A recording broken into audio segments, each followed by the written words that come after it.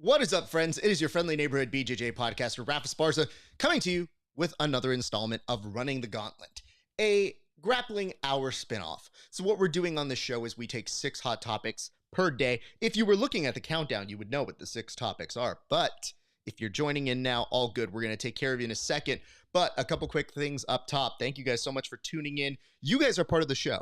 So if you're watching live right now, you guys can chime in and you can tell us which directions we're going to be going first. So we'll put up the board right now so you get an idea of where we're heading today. But I thank you guys for tuning in. I see my boy Bujigatami Vince. Thank you so much for joining on in. Here are the 6 topics. So I want you guys in the chat, tell me where you'd like to go first. But as we are waiting for you guys to tell me where to go, a few quick reminders. If you guys like this show, be sure to like, subscribe, comment, all that good stuff on all of our social media channels, including YouTube, where you can go ahead and go there. You can also go to our Patreon because we're on Patreon now, you guys.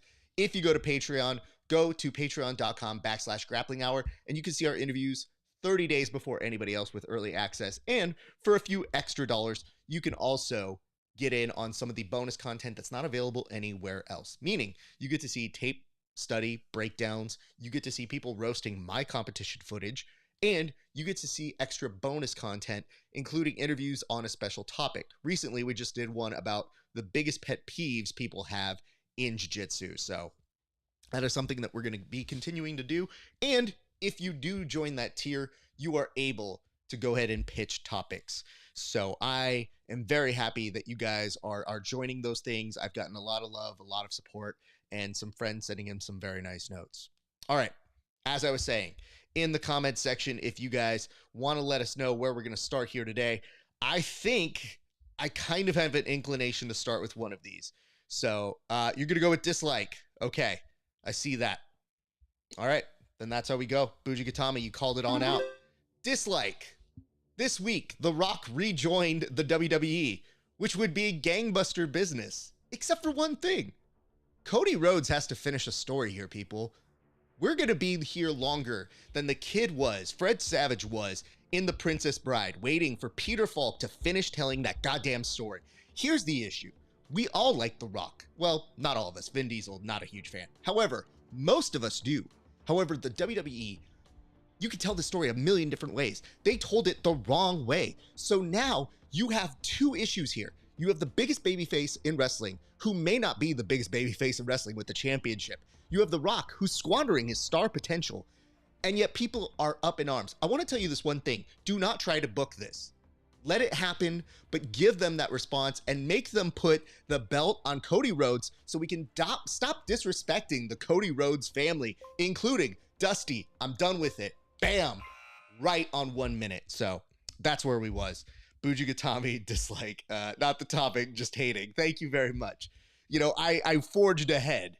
So we didn't really have an option on that one. Let's go back to the topic list. All right, dislike is out of the equation. Go ahead and hit me with the one that you want to do next. And while we're here, I'll go ahead and do a plug. If you guys like the conversations we have here, you can join our Discord. It is at Grappling Hour, and you can also catch it in the comment section somewhere down here. And if you're watching on Instagram, I'll just put it up in like our Instagram stories. So yeah, I mean, legitimately a huge problem. There are some people who say maybe Roman Reigns does both nights. WrestleMania 1, he faces Cody Rhodes. WrestleMania 2, The Rock, or vice versa, whatever it is. That's a possibility. I like to believe the WWE is mostly just trying to get us to stop thinking about Vince McMahon for a little bit. And mission accomplished. So it says, join the Discord for my quarterly answer to the daily question. Stop missing out. Yeah, I feel that. Don't worry, though. We're actually going to start bringing back the daily questions. It's because I've been working so hard on stuff like this. I mean, look, this board doesn't make itself, but we will be putting back up the daily questions for you guys to go ahead and come in there, and we'll have some nice little surprises that we're putting in there very, very soon. But thank you for that, Robert. All right, where are we going next? I think on this one, I'm going to go to Govern. All right, going in 3, 2. It has come to my attention that people are running for office here in jiu-jitsu. I like it. It's cool. And my nickname, and I don't have many, but I was once nicknamed the mayor of jiu-jitsu, and I didn't hate that. They always said that every time I entered a room, it seemed like I was hugging people, kissing babies, doing the politician run, and I said, I guess that's not too far off. But it's come to my attention that our good friends over at Subspectrum have a guy by the name of Jordan who runs the show, and that he himself is looking to become the governor of jiu-jitsu. And I just want to put it down here right now, right here. We support it. Listen, as the mayor of jiu-jitsu, I give the endorsement to the person who is running as governor. My only question here is you can't have a race unless somebody else is running against him. So you can't just name yourself governor. My question is, who's stepping up to try and beat Jordan Jitsu as the governor of jiu-jitsu? Challenge out to you guys. It says, Raph, did this show just become roast Raph? I mean, unfortunately, none of you guys are as funny as the guests attempt to be. And honestly, this is not hurtful. Telling me my jiu-jitsu is bad, slightly more hurtful, but not like anything that makes me upset. And I had to deal with that a lot. No, he was roasting himself. He is correct. Bahamas to shift blame to Raph's posting. Well, listen, I wanted to own up too. I'm not perfect here. So whenever I tell people that I'm going to do something, I'm going to do it. It's just, you may have noticed, I haven't said we're going to put up a daily question as of recently because border, mortis, all of this stuff. And listen, we're getting there. Still want my lazy guy, never give up anything. Okay, feeling disrespected. Okay. I can't deal with all of these questions or comments in the comment section in terms of self-deprecation. There's too many. Get in the line. All right, gents, where are we going next? Tell me in the comment section which topic you would like me to go into, and I may go there. We'll see. Todd Lee. See, this is the true test. If I can get Todd to smile, I feel like I'm doing a very good job. Todd is one of the human beings on his Instagram or social media who just chooses never to smile. And when he does, it's by like some wood that he chopped or something. And he's very excited about that. So shout out you. Oh, Raph, can't send my emoji. I'm sorry. Okay. Oh, meow. Got it. Oh, God. One meow, please. Sorry. That's how you know you're getting too old for this shit. Still want my... Okay. Well, the thing is, I don't know what these things mean. They're in code. So here we go. Meow. What is up with an organization offering one of the Meow brothers $1,000? Guys, I get that we here at Jiu-Jitsu do not have money, and I understand it. It is not the most lucrative sport to be a part of. They have been competing forever. There should be a better base for them. The thing that's the most upsetting about them saying this, however, is that they said it's a major jiu-jitsu organization, and we know there aren't many. Now, I may be talking out of turn here for one of our friends, but coming in with an entry offer of $1,000 is fairly insulting. And more importantly, maybe you don't need them. And if you're any of the people who are close to us, I hope not. But if you're one of the main ones, perhaps the main one, and you offered him $1,000, what the fuck are our subscriptions doing? That's like literally, if you do the math, that's like 8 subscriptions to pay for a Meow brother. It makes no sense. Give them more money. I still don't understand it. $1,000 for a Meow brother. It is absurd. And now we're getting to a point where I'm starting to think like they probably come into low ball and then you negotiate, you go away. It's kind of like when you get a car dealership, they're like, oh, I got to go talk to my manager. No, you don't. Sir, just tell me how much the car costs with the deduction you're going to imaginarily come up with in 2 seconds. So, bananagrams. I think every time we get closer to doing something from Arrested Development, we are truly making a true show here. There's always money in the bananagrams, so there is that. I also don't want the Meows to keep putting up that footage of them or that photo of them eating on the mats. Like, I get dedication. At a certain point, it might not be sanitary. And, get a table. Eat it on your bag. Like, something else. Like, put it on something. I love the dedication to the sport, but there's something absurd about every time we look at it, we romanticize it. I go, guys, there's certain things you can do. You don't have to eat your lunch on the mats. And especially if you came to train after they were eating on the mats, you might be like, what did we do here? No, I don't want to train here. Thank you. No. So, just a little request to put in. All right. Do any of you have any emojis for the remaining 3 topics that we have up here today? Because at this point, I don't think there are emojis for these. Yeah, I don't think there's inherently an emoji for no media, unless you did the Noid sign and then a camera, but I think that's getting ahead of ourselves. All right, I think on this one, we're going to switch on over to our next topic, which for today is, what's up, Shroom? Love to see it when our students stop by. No media. Okay, here we go. Before we press this button, be advised, this is a video clip. You'll see me shortly thereafter, but it'll explain what exactly is going on in this world. You don't want to match up with. How much money you got? That's what it is. You guys get these interviews for free. I need to get paid. Let's go. My man, congrats on the win. Thank you. Up next is... Easy peasy. Good. I'm out.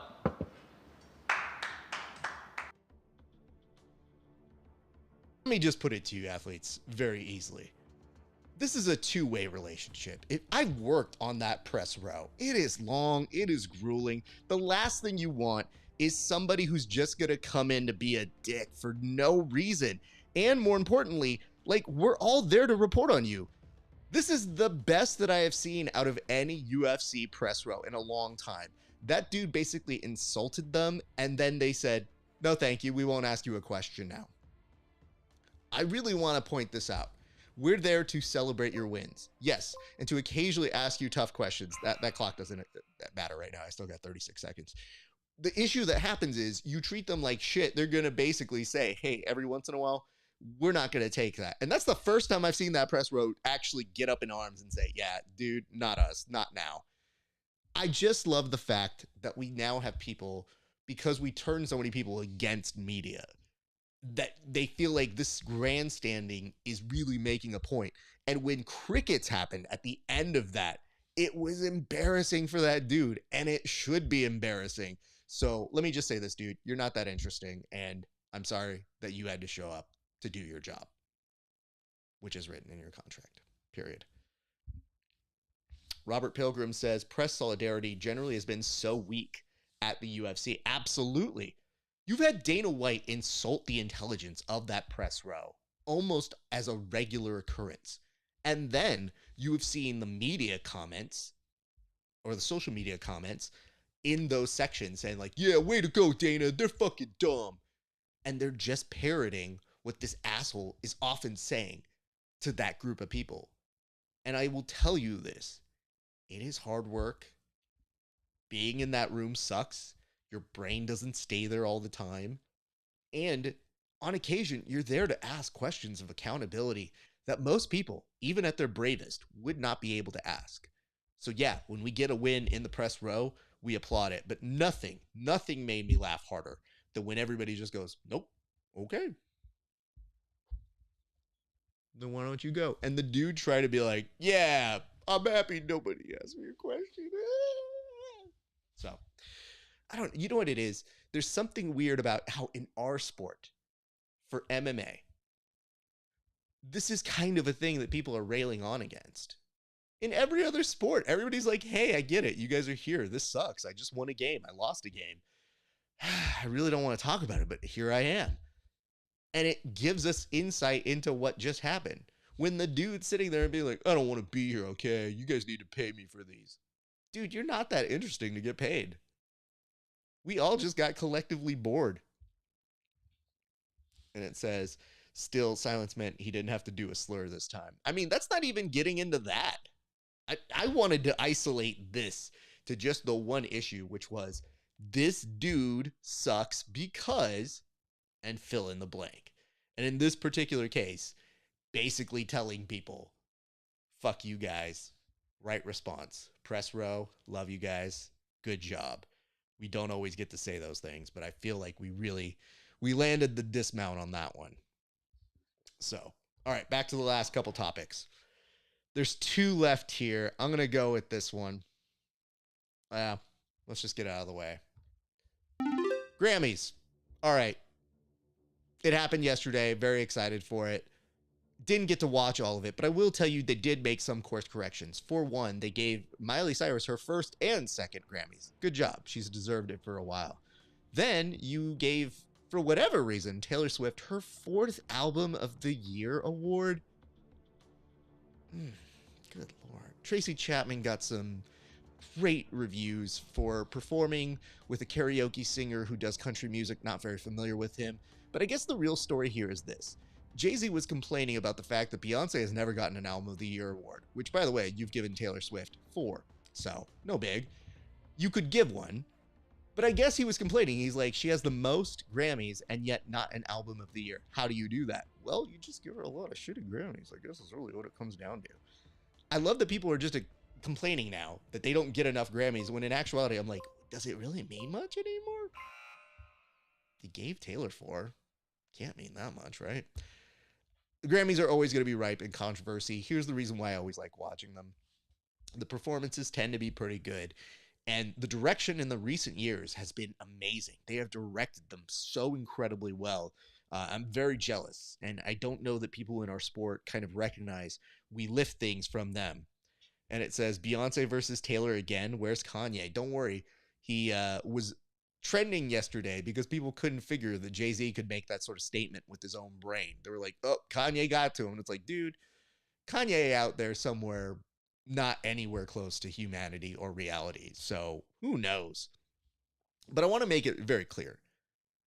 The reason why I do like watching these things is on occasion when they get it right and people get the props that they deserve, it is really compelling and fun to watch. So I think we all go there to see that. And the excitement that Miley Cyrus had when she was singing Flowers. And by the way, chastising the audience for not knowing the song. Pretty funny.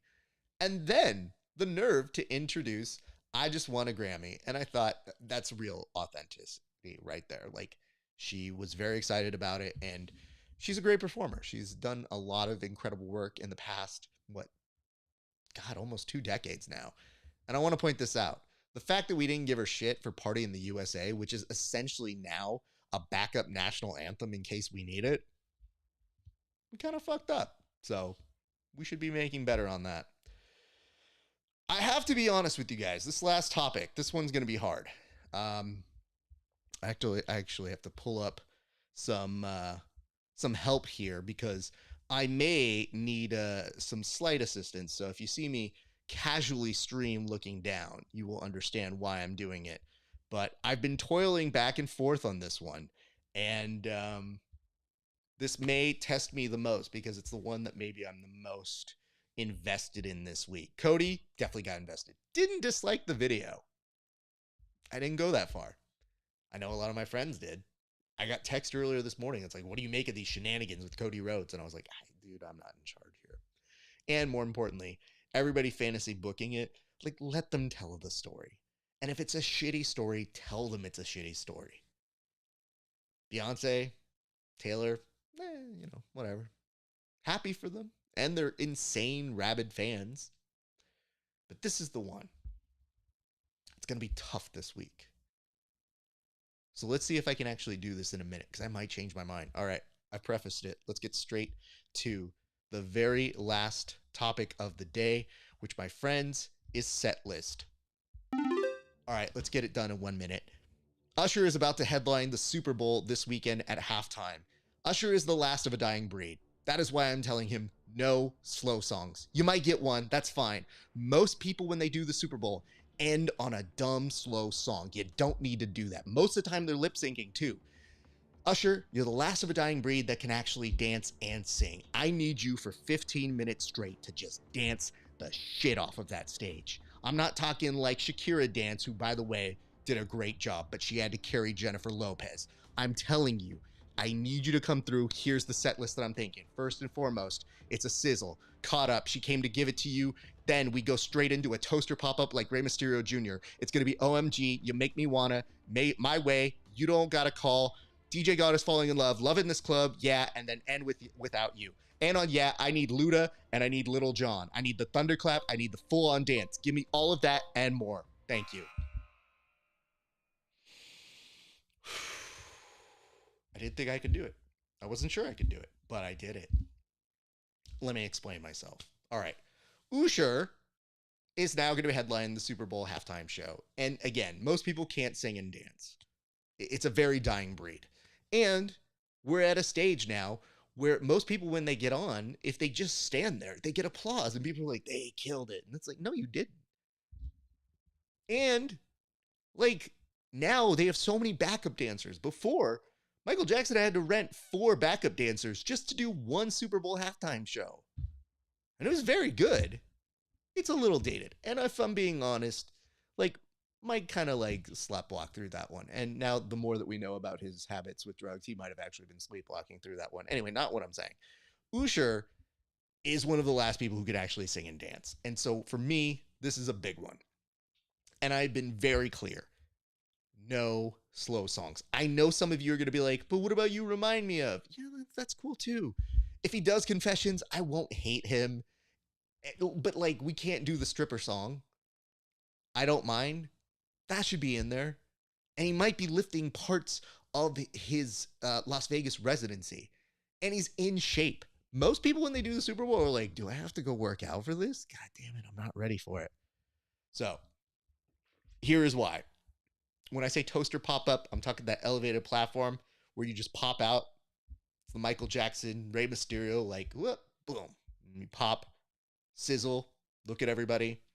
And when I said at the top, that sizzle little package that they put on, some of those hits, like More, that people don't know from Usher, Caught Up, I want that somewhere in there, but I don't think it's going to make the set list. She Came to Give It to You, underrated gem from back in the day when people stopped getting interested in Usher. And Climax, which by the way, I do like, I just don't know if I want it in the main one. Usually they do a little preamble, they toaster pop up. The first song should be OMG. And I understand when he performed OMG and he tried to save the Super Bowl halftime show with the Black Eyed Peas, he couldn't do it. They tried to make him a superhero. He came in on like one string being lowered all the way down, danced his ass off, and just couldn't save it.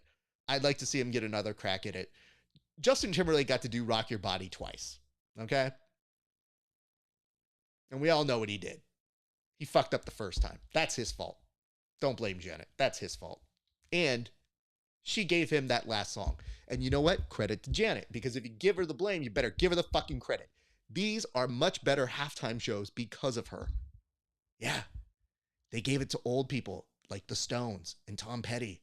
Which, by the way, Tom Petty's not bad. The Who. And they said, these are shit. God damn, we have to do this better again.